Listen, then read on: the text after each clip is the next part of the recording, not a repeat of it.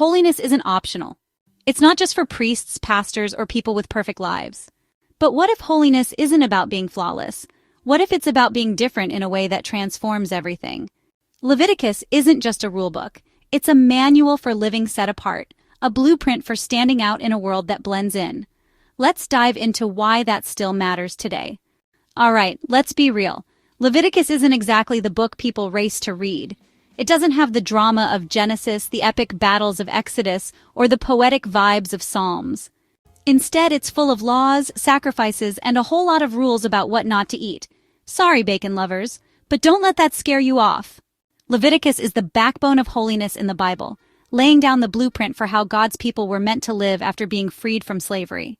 Picture this. The Israelites had just escaped Egypt, and now they had to figure out how to be an actual nation, not just a group of ex-slaves wandering the desert. Enter Leviticus, a divine instruction manual to set them apart from the rest of the world. The key theme, holiness, being different, not just for the sake of it, but because God himself is holy. That's why you see all the laws on worship, morality, and purity, shaping their identity as a people devoted to God. One of the biggest parts of Leviticus is the sacrificial system. You didn't just say, oops, my bad when you sinned, you brought an offering. And blood? It was a huge deal. Sacrifices symbolized atonement, foreshadowing Jesus, the ultimate sacrifice. But it wasn't just about rituals.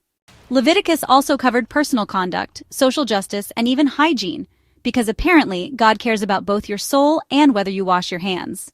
The Day of Atonement, or Yom Kippur, was the ultimate reset button. One day a year, the high priest would enter the Holy of Holies and offer sacrifices for the sins of the entire nation. A live goat, yes, an actual goat, would symbolically carry away their sins into the wilderness, a powerful image of forgiveness that pointed forward to Christ. So, what does Leviticus mean for us today? While we don't follow its laws to the letter, thank you, New Testament, the heart of its message still matters. Holiness isn't about following a checklist. It's about living in a way that reflects God's character. Jesus himself quoted Leviticus when he summed up the greatest commandments, love God and love your neighbor. I'll leave you to discuss in the comments. What's the weirdest Leviticus law you've ever heard of, and how do you think it connects to holiness?